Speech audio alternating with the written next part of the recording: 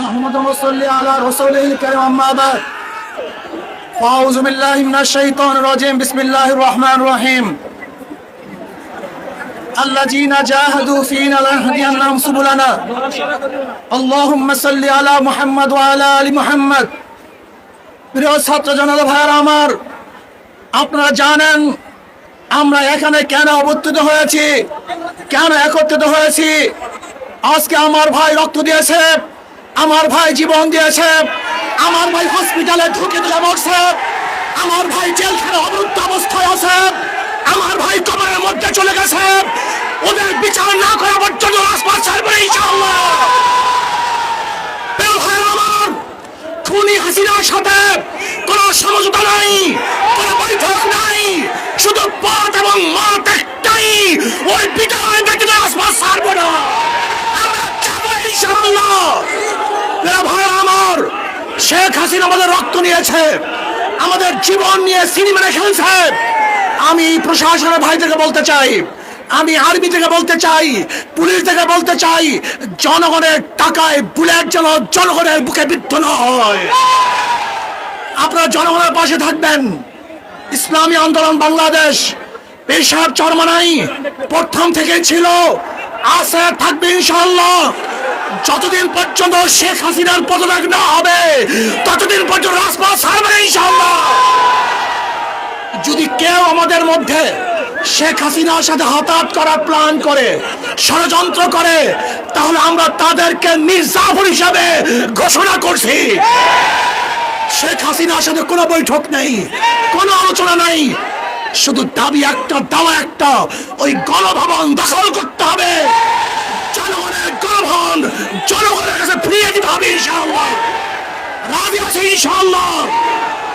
আমরা জীবন দেব, রক্ত দেব, রাজপথ ছাড়ব না।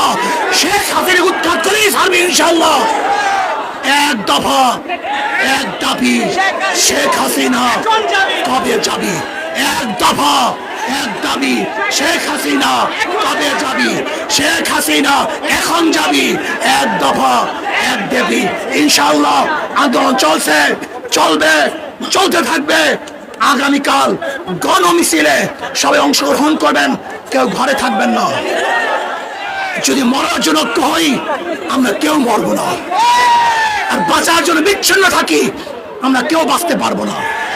এই সংগ্রামী ইনশাআল্লাহ আমরা সবাই আসি, থাকবো। কি রাজি আছি ইনশাআল্লাহ? নারায়ে তাকবীর।